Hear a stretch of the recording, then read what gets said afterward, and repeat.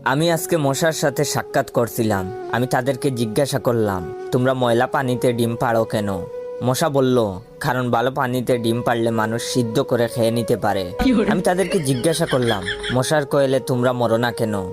মশা বলল, আমরা যদি মরে যাই তাহলে কোয়েলের ফ্যাক্টরি বন্ধ হয়ে যাবে। আমি আবারও তাদেরকে প্রশ্ন করলাম, তোমরা মানুষের কানের কাছে এসে জ্ঞান জ্ঞান করো কেন? মশা বলল, কারণ মানুষের পায়ের কাছে কিংবা অন্য কোথায় জ্ঞান জ্ঞান করলে মানুষ শুনতে পায় না, তাই।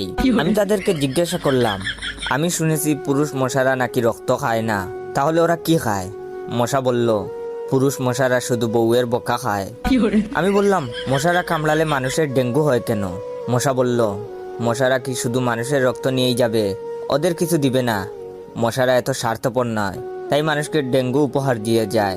মশার সাথে সাক্ষাৎ করার পর আমি মশার উপর রিসার্চ করলাম। মশা অনেক ধরনের হয়, যেমন